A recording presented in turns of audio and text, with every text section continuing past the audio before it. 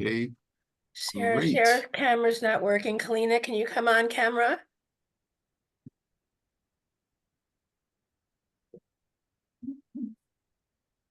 I can try. Okay. If I could find the button. Let's see. Great. There you go. Hi. Okay. Hi. So why don't we start and do introductions? Dylan is the fabulous person from Public and Government Affairs who puts all this stuff together. And anything else you want to say about yourself, Dylan? No, thanks for everybody for being here, and I'm glad everybody got the Zoom link. If you ever have any technical difficulties in the beginning or with any of the future meetings that we have, just let me know. I'm not the contact that Cindy is because she is the expert on this and she does a great job. Did you want me to lay out the agenda at all, Cindy? Why don't we just go do introductions first and then we'll Great. talk about the rest of the agenda. So I'm Cindy Becker and I'm the project coordinator. Kimberly. Can't hear you. Are you on mute? Okay, we'll skip over you for a minute. She got Martin. a new laptop, like, or camera recently, so there's weird mute stuff going on. Martin. Yes, Cindy and I are here. Can you hear me okay? I can hear you. Can't see Cindy, but I can hear you. Yep, she's off to the side. She's going to be answering the door and stuff when customers come in. Okay, great. Melissa. Hi, Melissa Mellis, Empire Painting. I own a business in the community. Welcome, Brian. Brian, small business owner. Thank you. Jill. Hi, I'm Jill Sherman, and I'm a development manager working with Fora on the project. Happy to be here and nice to meet everyone. Great. Dvarshi, the real Dvarshi. I don't know what's going on here, Jill, but okay, you fix it. Dvarshi Bajpai, I'm the CEO of Fora Health, and we're the contractor that's going to be running this program. Perfect. Miranda. Hi, my name is Miranda. I'm here on behalf of the WeBuilt community, which is just down the road. We are an independent housing community of adults with autism. Great, thank you. Jennifer. You're on mute. I am a parent of a son who lives at WeBuilt. Great, welcome. Gary. Gary Cobb. Sorry. Good afternoon, everybody. Gary Cobb, G Cobb Consulting. Happy to be here. I'm a person in long-term recovery. Hi, Dvarshi. Good to see you. Great. And Sarah. Hi, everybody. I'm Sarah Schindelbeck, and I am also a person in long-term recovery. And I also am a director of a recovery peer support program in Clackamas County. Wonderful. Kimberly, are you working yet? No. So Kimberly is the STAR policy advisor, works in the Board of County Commissioners and works directly for the chair. So today's agenda, you want to go through it real quickly, Dylan? You're on mute. Yes, I am. Sorry about that. Well, Cindy just took over the introductions. Great. Thanks, Cindy. And then Cindy's going to go over for about 10 minutes or so the status of the project and where we are now of the Recovery Campus and the next steps. And then we're going to pass the majority of the meeting over to Dvarshi, and he'll introduce himself and Fora Health, and we've got a presentation for everyone. And we'll do some Q&A after that. And then there's going to be a discussion of a possible tour after that. And then if any public attendees show up, we might go ahead and offer Q&A, but there's no one here now. So I'll just keep an eye on that. And that's it. So great. Thanks everybody for coming for this in this absolutely gorgeous day that you're inside doing this. So that's great.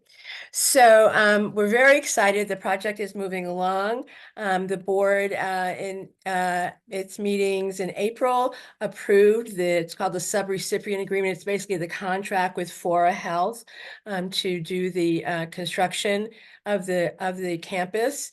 the first part of this contract is for all the pre-construction work, so basically the design work. And the design work is done in various stages. And then as the design work kind of emerges, we'll certainly be bringing that information back to you and sharing that information with you. And then we'll be sharing that with the board as well. And so they will be doing that up to permitting, and essentially to be this time period, it's about 9 months, is that right? 9 to 12 months for this pre-design work. And so it will be iterative, and so we'll be bringing it back and showing that to you. Excuse me, Mike, you want to introduce yourself? Hi, sorry about that. My last meeting ran a couple minutes long. Mike Sharian, and I represent St. Kevork Church, which is in the same area. Thanks for having me. It's my first meeting, so excuse the questions that I might be asking for being a newbie. Don't worry about it. No questions are out of range. Thank you. Anyway, so the contract was signed. We're moving forward. We had the kickoff meeting with Fora and the Fora team, which is really impressive. And then at the same time, we're also, Kalina is leading the effort on the zoning application. The zoning application has been submitted to the Department of Transportation and Development. And we expect that whole process is going to take about 4 to 6 months.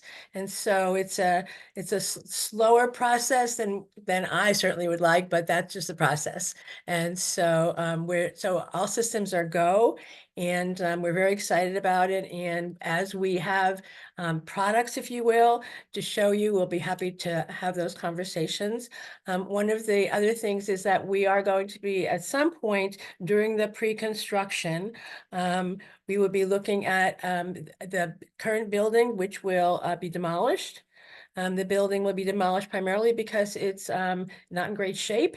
It's got asbestos and it's got lead in it. And we also would like to, well, before that's done, it has to go through the State Historical Preservation Office. There's a whole process with that. One of the things, and as neighbors, you probably have noticed this, we're seeing more people who are homeless camping at the site. And they've been, I know our facilities folks, when they go out there, they're kind of helping people move on. There's been bonfires. And so there's a little bit of a concern about that site continuing to be a place where people who are homeless are gathering. So we don't think that's great for the neighborhood, for the community. And so we're watching that very carefully, and we'll be taking some actions as that moves forward. And we'll certainly talk with you and let you know about the timing of all that. Any questions? I don't know how much you guys already discussed. So the deal is already signed, and the responsibilities of the supplier. Do we have access to that? And then also same question about the design of the building. Do we have access to that? Can we take a peek at it? So the building hasn't been designed yet. This contract is for all of the pre-construction work. And the pre-construction work basically is the design of the building. And that's what we expect to take about, close to a year. There's iterative various stages that the design goes through. And as that design is created and morphed, and we'll be sharing that information with you. So it's not there yet. That's what the contract was for, was to pay for those services. And for our health, go ahead. The service provider, the actual company that's going to be providing the services, we did sign a contract with them. Yes, and they're right here. Devarshi is the CEO, and Jill is their team's project coordinator.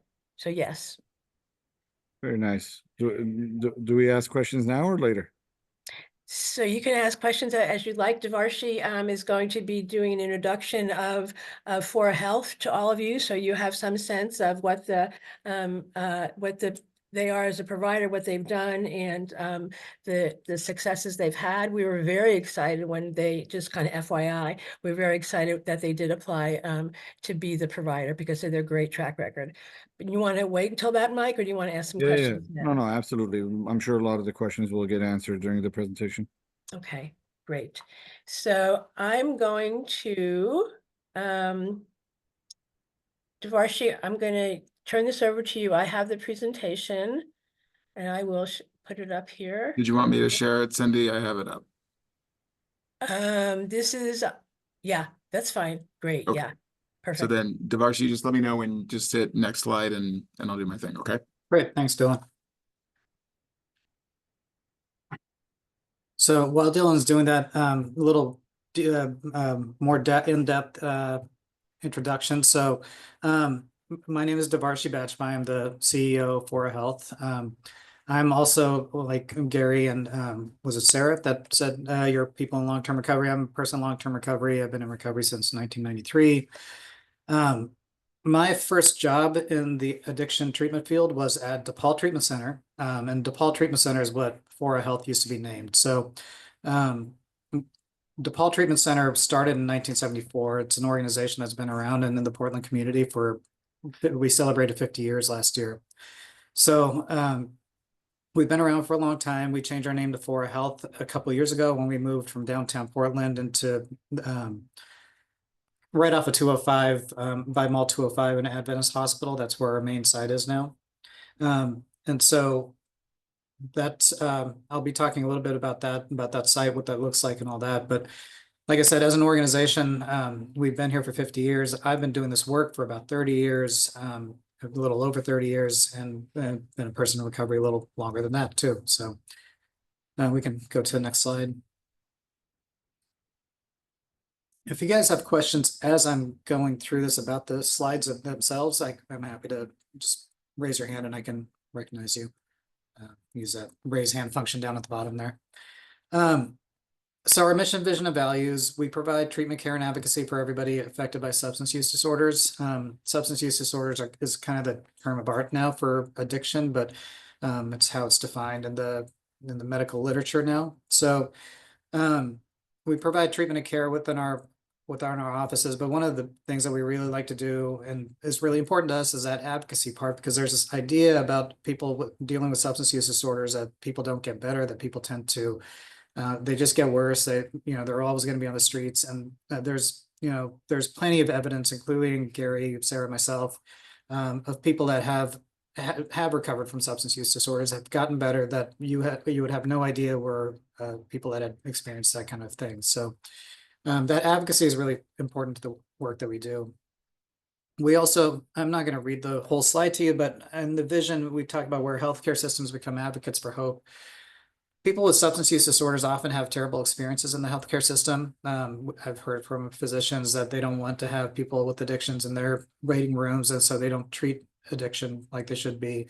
We've had people, people go into the emergency room where they're experiencing pain, and the emergency room doesn't want to treat their pain because they think they're seeking drugs. And so people with substance use disorders often don't want to engage in the healthcare system, which is, problematic. We see ourselves as a healthcare provider. We're a healthcare provider. We have physicians, nurses, therapists, counselors, all these peers.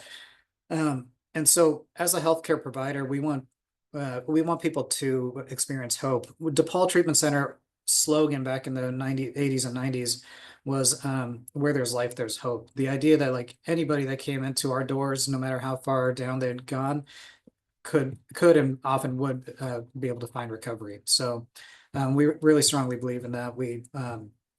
And I believe in it because I've seen it happen. It's not a matter of faith or anything. I've seen it happen hundreds or even thousands of times. Where stigma ceases to exist, I mean, the stigma around substance use disorders is pretty significant. I mean, we don't, substance use disorders are defined as a chronic illness by all the medical groups. But there's a level of stigma that goes with addiction and substance use disorders that doesn't exist with other chronic diseases like diabetes or hypertension. And so one of our jobs as a healthcare provider is to start to address that stigma and to help people realize that there is hope for people no matter how far somebody's gone. So I'll skip the values, but we can go on to the next slide. We have a full continuum of treatment services from, so the most intensive, I'll go the opposite direction. The most intensive treatment that we offer is withdrawal management. So withdrawal management has been in the past known as detox. And that tends to be a really short length of stay. People come in for 3 to 5 days, and the only thing that we're trying to deal with there is helping people get through their withdrawal from their substance use disorder. So about 50% of the people that come into withdrawal management are there for alcohol. About 50% of people that come in are there for opioids, specifically these days fentanyl. We have really good medication protocols, really strong nursing team that helps people through that. And at the end of that 3 to 5 days, we try to get people connected with housing, with treatment, with other kind of services that they need.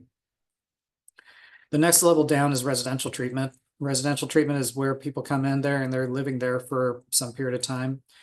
The vast majority of people that need substance use treatment are not going to go to residential. Those residential treatment beds are really for people that have the greatest substance use treatment needs, you know, people that have tried outpatient treatment over and over and haven't been able to be successful.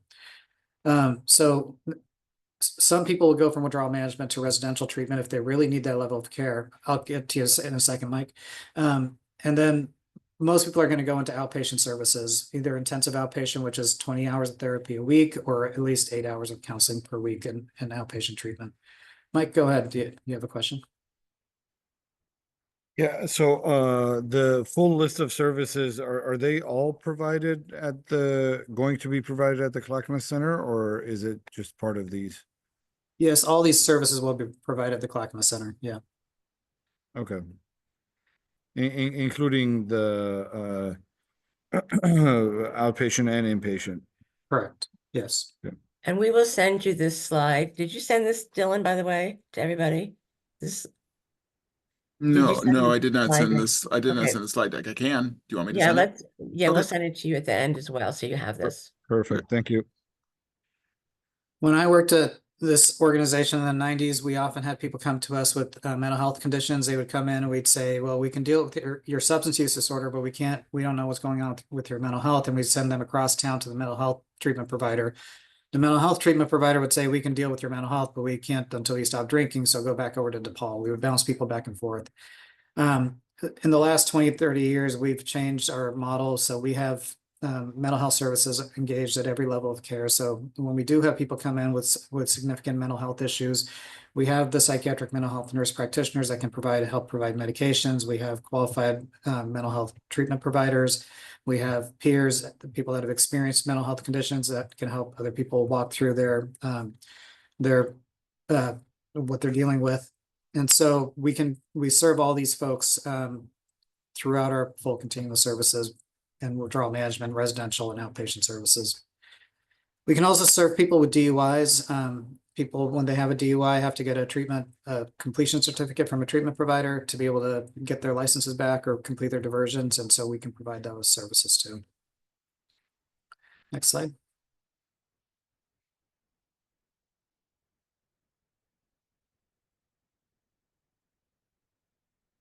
So I already mentioned a residential treatment. We also medically monitor residential treatment as an intensive level of residential treatment. So those people that have the most significant needs are going to have regular meetings with the nurses, with the nurse practitioners, with the doctors, with the treatment providers, the mental health providers, and the substance use treatment providers. They get a really intensive level of care in that. So if we have people that are really experiencing a lot of symptoms, we can really address that and get people stabilized. We find that people tend to be in that level of care for about 2 weeks, and they usually get stabilized within that period of time, and they're able to step down into our regular residential program. I mentioned medically managed withdrawal. We also provide medications to treat addiction. We know that with opioid use disorders, opioids, fentanyl is the biggest one that's out in the community now, and I'm sure everybody's heard a lot about it recently. We know that people that are experiencing opioid use disorders, if we don't offer them medications, they're more likely to overdose and have problems. If we don't offer them medications, if we did nothing at all for folks, we'd be better off than not getting people into treatment and not offering them medications. I won't go into the mechanism of how that works, but it's really, it's pretty amazing to see people get on medications for opioid use disorder. People that have experienced really tough addictions will seem like they're completely normal, not you know, there's nothing that really differentiates them from anybody else once people are stabilized on medication. So they're really remarkable. They're really amazing and have saved at this point millions of lives. We have family therapy embedded in all of our levels of care too. One of the things we found early on was that when we provided services, not just to the people that had the substance use disorder, but to their loved ones, people that were going to be supporting them when they got out of treatment, that they tended to stay in treatment longer and that they tended to do better when they were back out in the community. So we have family therapy available to folks. We have peer recovery mentors available to folks, people that have lived experience with substance use disorders and mental health conditions, that have recovered and are able to help people walk through their own journey and find their way out there. So next slide. We have two locations. Our main location, like I mentioned, is the one by Adventist Hospital by Mall 205. We're kind of sandwiched between the two places. And we have a small office in Hillsborough that does outpatient services and medication-assisted treatment there. And so our Cherry Blossom office, this being the group that's talking about the neighborhood and all that, when we moved out here from downtown Portland, Adventist Hospital had some concerns. The East Precinct of the Portland Police had some concerns. We've heard from both of those organizations that none of their concerns came to pass. I mean, we'll talk about a tour later, but when you come in here, you'll see that we don't have people camping in our parking lot. We don't have people hanging out. We want this to be a safe place for the people that are living here that are trying to get into recovery, and having a lot of drug use going on around the building would really be detrimental to their recovery too. So we really work really hard to make sure the place is clean, that everybody's being a good neighbor. And we really focus on that a lot. Well, and you'll get a chance to see that when you come out here. Yeah, Mike. How do you guys ensure that there's no camping happening around the buildings and whatnot? Do you guys provide security, or how do you make sure that it looks like you've got good, clean properties there? Yeah, we have security here at night. So we have security here from, I think, 7 p.m. till 7 a.m. And then during the day, as if we see anyone starting to set up camp, we ask them to move along. People often understand. They've often been in treatment before, and they understand why we need to keep this a safe place for people. So we haven't had a lot of problems with that. And like I said, at nighttime, we have security that's keeping an eye on the property and making sure that nobody's setting up camp there. Melissa? I understand, but what's your radius for security? Is it in the immediate vicinity? Is it a block? Is it 2 blocks? Immediate vicinity, just because that's kind of a function of where we're at. On one side of us is Mall 205, on the other side is Adventist Hospital. Anybody leaves our site, they're on those sites, so we wouldn't really be keeping track of people there. We do work with the security teams at Mall 205 and Adventist Hospital to make sure that we aren't just moving people around between them. So roughly within, 250 feet or of the property? Yeah, I mean, within sight lines of the yeah. Next slide. The facility itself is 53,000 square feet. We have an acre of outdoor space kind of enclosed in our building, and it's not available to public. It's a kind of contained area where people that are in recovery can get outside. They can take care of themselves. They can get some fresh air. This time of year, they enjoy some sun too. We have an art studio we have a partnership with Lewis and Clark's art therapy program. We have a fitness room with really state-of-the-art gym equipment that's available to people. Our Cherry Blossom location is right next to a Max Line. We're right next to Adventist Health. We're working really closely with them to be able to provide primary care and dental care for people that are getting treatment with us. In our building, we have dedicated spaces for families and group therapy and all that kind of stuff. One of the things I like to talk about with this building, though, is our architects use what they call trauma-informed design when they were creating this building. And the building itself is really welcoming. You come into the front door, there's a lot of natural light. It's a big kind of living room kind of setup. it's a very calming place, and we have found that it really has an effect on people. The setting itself has an effect on people. And so we're using what we've learned from building this building and building the Clackamas one too. And we're going to incorporate all the elements from this building in there. And then we've learned stuff since then that's going to be built into it too. So it's really meant to be a kind of healing place for people. And I think we do a pretty good job of that.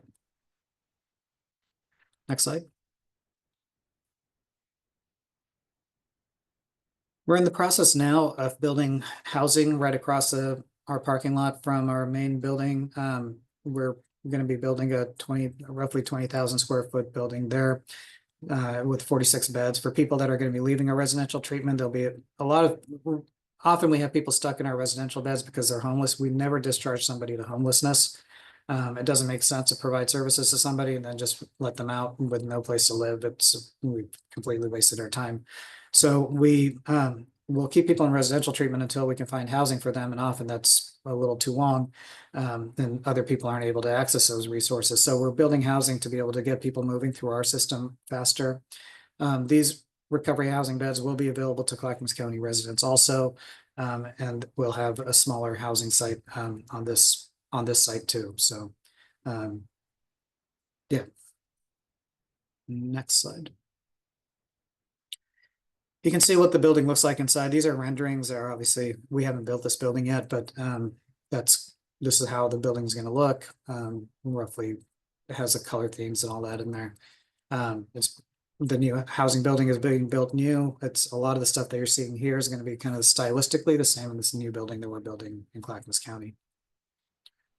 Next.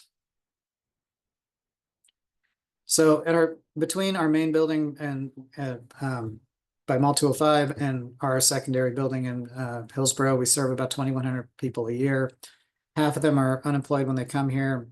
27% are houseless when they come here, but another 20 to 30% are they have unstable housing and when they're coming in. And like I said, 100% of them who leave have stable housing when they leave here. So we work really, really hard to make sure that people are connected with housing when they leave here. Otherwise, their outcomes are not going to be great.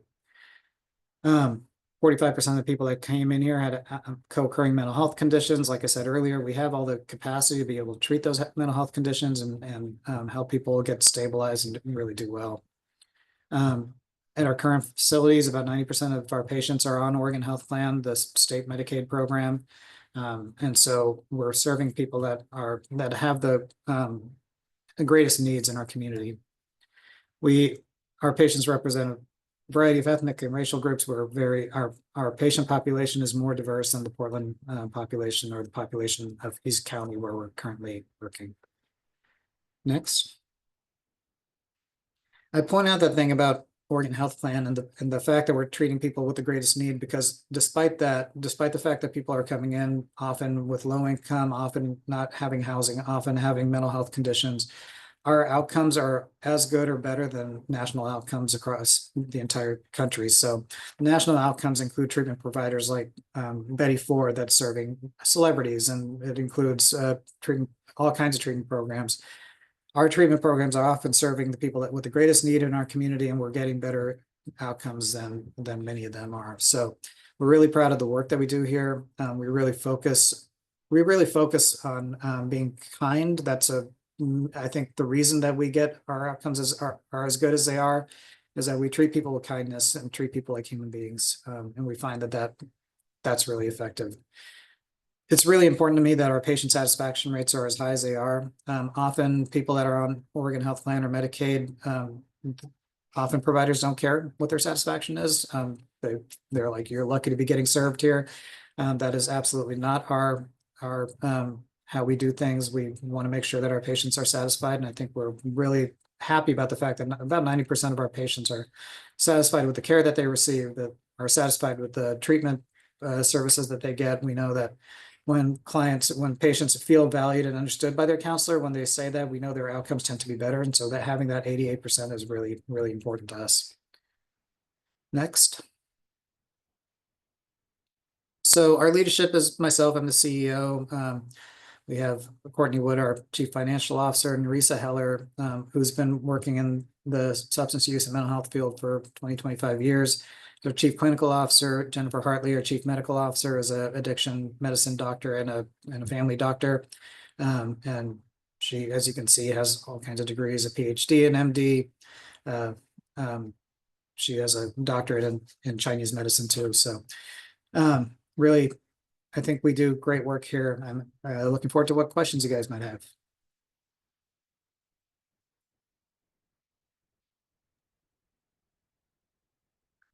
Yeah, Jennifer. I'm just curious how the patients arrive, how you select them. Are there crises that are brought in the middle of the night by the police, or how is No. your group deal with all that? Yeah, I mean, there's how we deal with it here and how we would deal with it there, but no, it's definitely not. It's not a police drop off. We don't have police. We don't have any people being dropped off here in the middle of the night. What we do at our current facility, because this works out well for the neighborhood that we're in, is that we have people show up at 7:30. So they can't be here before 7 o'clock, and they can't stay here if they're not going to come into our services. So they come in here by 7:30. We admit them and get them into services right away. In the last a couple of years ago, we had way more people showing up for treatment than we had beds for. So when we did have people that we had to turn away because we didn't have enough beds for them, we gave them bus tickets and helped them get to where they needed to get to. So we don't allow folks to loiter here and hang out. We do ask them to move on if they're not going to come into services. So the people show up there, and then people can also show up with appointments. So we'll set up appointments and they can be here, you know, they're gonna be here at 2:30 in the afternoon. They'll come in here. Often they're gonna get here using their own car. They might get dropped off by friends or family members. So some people take the bus. So Is there do you follow up on the people you don't have room for that day? My concern is having a son that lives a couple blocks away with people wandering the area that were turned away. Yeah, I mean, I have to say in the last year and a half, we haven't had to turn anyone away. So we've been, things have changed and we're getting everybody in that needs to get in. But yeah, we do follow up with them. We try to get them connected with some services right away. We also, so they're going to be leaving the neighborhood. They're not going to be staying there. But even if they're not, if they want to be able to come back, if they want to come back the next day, they're not going to loiter around the area because we asked them not to.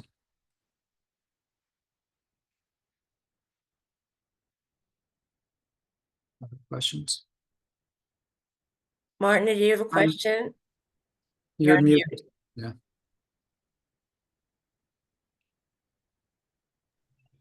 Can you hear me now? Yeah. Okay. What's the ages that you're going to serve? Are you going to serve minors or just adults? Just adults. So we rarely take people under 20 here. So mostly 20 and older. We've had people that are in their 70s here and people that are in their 20s. So the whole range of adults. Thank you. Yeah.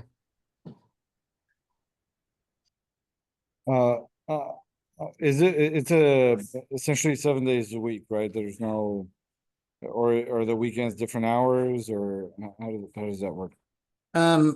We have way less traffic on the weekends. We do open our withdrawal management beds on weekends. So people do show up here at 7:30 like they do on weekdays, but we don't do any other admissions to outpatient services or residential services. So there's a little bit of people coming in, but it's pretty minimal. I mean, when I'm talking about people coming in, I'm talking about 2 to 3 showing up in the mornings. So 2 to 3 what? 2 to 3 people showing up in the mornings to get into our withdrawal management services. Okay. Do you, at any of your other facilities currently, do you partner with any churches? We don't. I mean, one of the opportunities that I'd like to explore here is partnering with you guys and other area churches. I would love to do that. Okay, so maybe that's a conversation we could have offline just to see if there are any opportunities. Absolutely, yeah. And with regards to loitering, hanging out, do you allow people to go out and have a cigarette, or how does that work? No, our facilities are non-smoking, so no, we provide nicotine replacement like patches and lozenges and gum and all that. But no, people aren't allowed to smoke while they're here. And your funding comes mainly from grants or contracts, or is this a for-profit or is this a nonprofit? We're a nonprofit.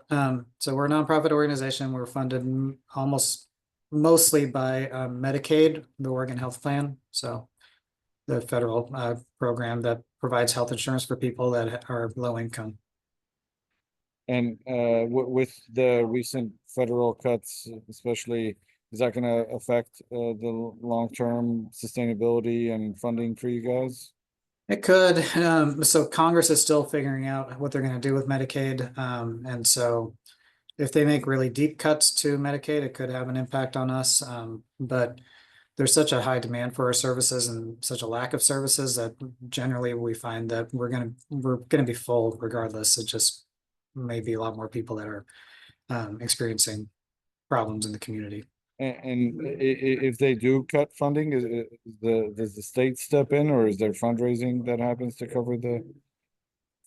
Yeah, it's mostly the state steps in. We had major cuts to the Oregon Health Plan in 2003, and the state and counties were able to help cushion some of that blow and help make sure that people continue to receive services.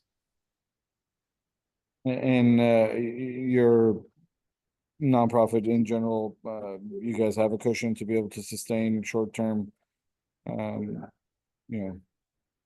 shortfalls like that. Disruptions. Yeah, we have a cash reserve that we maintain, and yeah, we're run a pretty strong organization. Like I said, we've been here for 50 years. We've been doing this for quite a while. So. And the housing piece of it, that sounded like a great idea. Is that self-funded, and do you guys rent out? Are you planning to rent those out, or are you? It's a short-term transitional housing, so people won't be living there for good. They'll be living there as long as it takes to be able to find permanent housing out in the community. While they're there, we help them get job skills. We help them. So one of the partnership areas that we might have, Mike, is if there are things that they can help do at the church to help get some job experience, or be able to, Cindy and I have talked about looking at if we can work with Clackamas County Animal Dog Services and get people trained up to help take care of dogs. So there's lots of opportunities there, but they're developing living skills. And so we provide a lot of support to them while they're there and help them kind of get to a point where they can be successful. Yeah.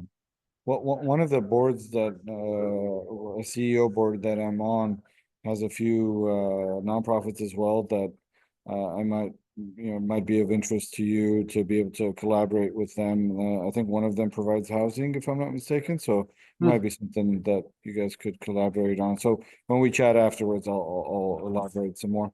That sounds great. Okay.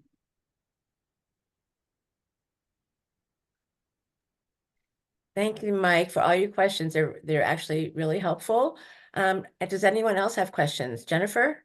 Yeah, I just wanted to clarify if one of you could provide sort of a real world, if everything comes together, timeline. Jill, do you have the timeline close? Yeah, I can jump in. So we have, just as I think Cindy said at the beginning, kicked off the design process, and our current assumption is that we would be able to start construction next spring, so like May of 2026. And then depending on where we end up in terms of whether there's two phases or one phase would determine the construction duration, but let's say it's around a year, could be a little less or more than that. So that would put us open in spring, summer of 2027.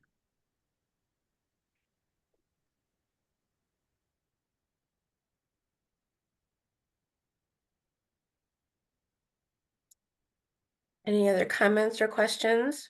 Can you hear me? Yes, Martin, we can. On the construction end, will that include some road improvements around the facility? Or will that be up to the county to do because Tolbert and some of these roads are in pretty poor shape, and with the increased traffic, that's gonna add a lot of wear and tear on these roads that aren't maintained very well at this time. So Yes. go Oh, ahead. go ahead. Go ahead, Oh, Jill. I was just gonna say, there will be, road improvements required. I think we're anticipating half street improvements. And we'll know that for sure when we do our pre-application conference with the county, and they'll tell us what is gonna be required as part of the project. Including sidewalks. Yeah. Yep. Yeah, and when you guys go to the county, just keep in mind our building, the church building is also considered, I believe, a historical site. So I don't know if that affects anything with changes with the buildings or even the road. So just keep that in mind. The building's considered a historical site. Okay.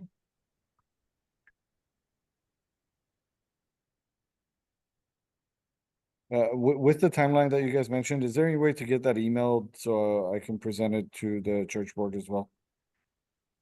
Yeah, we can send just, yeah. Mhm. Okay. So one of the things that we wanted to do specifically for this group was arrange a tour of the Cherry Blossom facility. And I know your schedules are all different and crazy, and so what's the best way to figure this out? Is it daytime? Is it, at the end of work time? Is it first thing in the morning? What works for folks in terms of coming together with and touring Cherry Blossom, which is gorgeous? Should we send a little survey out to you? Would that be the best? Okay. Yeah, I think they have those poll things that you Yeah, do. doodle where polls. You, Yeah. you pick Yeah. one, which like 5 you Uh-huh. would work for you, and then it automatically gives you, for me personally, as long as I'm in town, I can make it work. I Great. just travel a little bit, so. Okay, we will send you a doodle poll and figure out the best time. One of the ideas that came from our DA's office, would you like to have somebody from public safety come and join one of our meetings and have a conversation, or from emergency services? If you would like anybody else to come and join this meeting, even if it's just for one meeting, we'd be happy to invite them. So I just want to make sure that that invitation is open to you all. What our goal is to really turn this meeting over to Devarshi and Jill, because this is the relationship. We'll certainly be present, but we really want the relationship between Devarshi and you to be of most importance.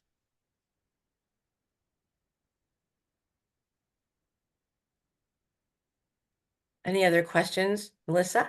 Sorry, I wouldn't, I think it would be wise of us to have maybe somebody from Clackamas County, maybe the police officer or something join the group, to kind of provide some background on safety, and that sort of stuff, or potentially hit the security company that is hired to handle security, unless it's an internal sort of thing. I think that would be beneficial for us as business owners around this, and I know there's some homeowners as well, so. So this, the property is in unincorporated Clackamas County, so we would be inviting someone from the sheriff's office to come.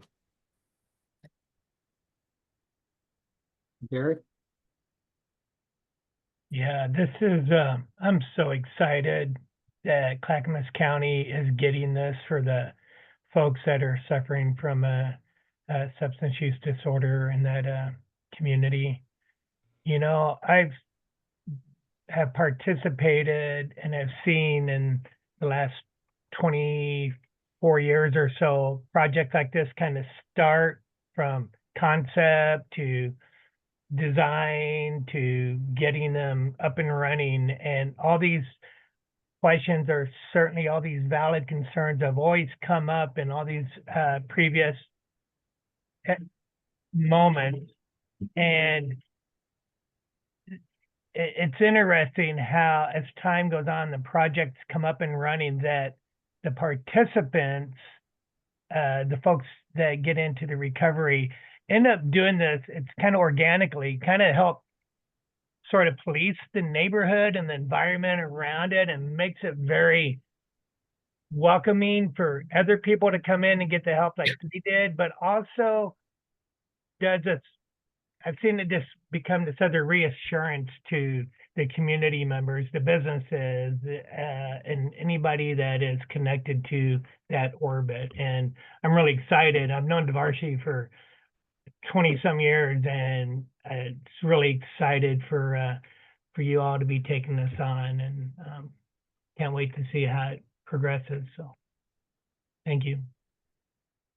Yeah, Jill and I met with the neighborhood association here where our current building is, about the new housing building that we're building. And there were some concerns when we were building the building originally in 2020 when we met with them.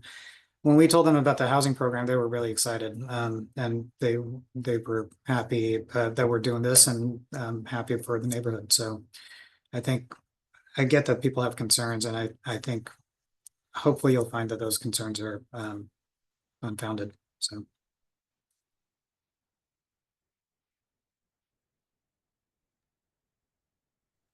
We have a couple more minutes left if anybody has any other questions. Also, if you have questions after you leave this meeting, feel free to send them to me and I will make sure they get distributed and responded to.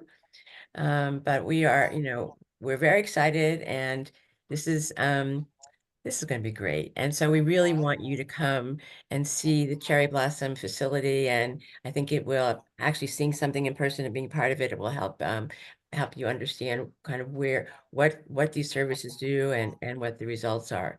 Jennifer, do you have a question? Oh, I just wanted to ask Jill if there was a plan for some sort of neighborhood playground or something to be giving back to the neighborhood community. So there is about an acre of open space that's anticipated as part of the project, with sort of the programming of how that space will be used and what kind of improvements may be on that space, sort of to be determined.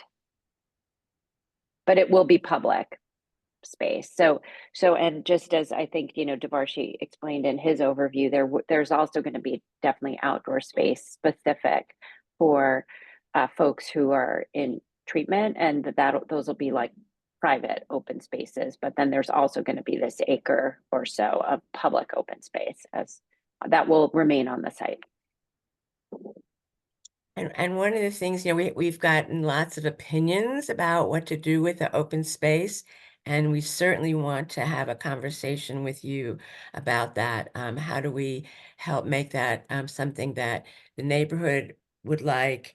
And how do we do so it's low maintenance? And, we've also talked about bringing in maybe master gardeners to come in and create a community garden. So there's lots of different ideas and we'd certainly strongly encourage you to participate in those discussions when we have them.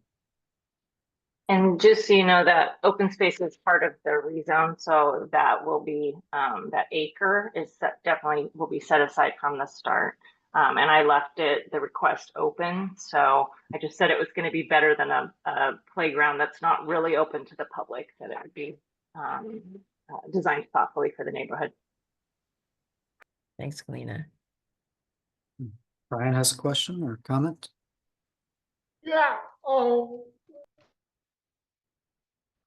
You're muted, Brian.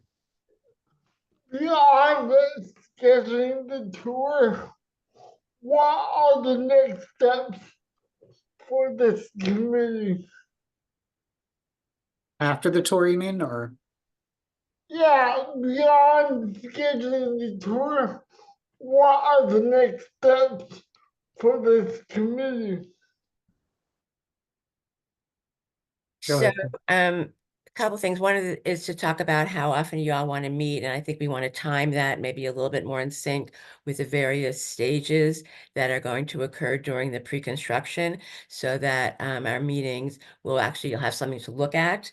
And I know for the first design, we're looking at 3 months. So what we're thinking is we could do the tour in the next month or so. And then as we have more information, we can send that to you ahead of time so you can see what the plans are, what they're starting to look like. And so I don't know, during this whole pre-construction phase, I'm not sure that we need to meet every month because there's not going to be something happening every month. And so what we'll want to do is send out a schedule and see if that works for you all. Does that make sense? Okay.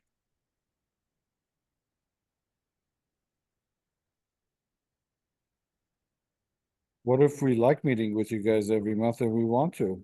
We are fun, aren't we? We are like the Very best much meeting in so. the day. So yeah, you can meet with us, Mike, anytime you want. Deal. Lunch is on me. Okay.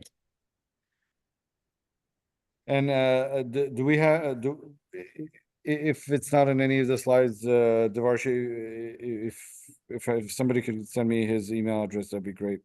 So I'll be able to reach out. Yeah, I'll just put it in the chat right now. And it's also in. I emailed yeah, the slides to everybody. Yeah. Was And it on the Devarshi's email slide? is on. Yes. Mhm. Okay, all right, perfect. You'll see everybody's email in there. Great. Yeah, and by the way, Dylan, when you send the group emails, for some reason, I don't know if it's with everybody, but mine wouldn't allow me to reply all, so I had to like individually add. Because I always, if there's other people, I like to reply all, but it wouldn't allow it for some reason. I don't know if it's a security thing or what it was, but Okay, just an I'll look into it. yeah, Actually, Mike, it was just you. We allowed everybody else to reply all except you. probably. Other questions or comments? So we're going to follow up with doodle poll, and then we're going to follow up also with information about timing and sequencing. And also Mike had asked about when we're looking at, completion in 2027. So we'll get all that information out to you. Perfect. Thank you, guys. And thanks for putting all this together and the meeting, and Devarshi and Joe, you guys seem to have a very good organization. I know how tough it is with nonprofits, with limited funds and limited resources. It's amazing the work you guys are doing. Thank you. And we're going to give you the gift of time by giving you back 7 minutes of your day. So thank you all very much for participating, and we will follow up with all of you. Thank you. Thank you. Thank you. Thanks, everybody. Thank you. Bye.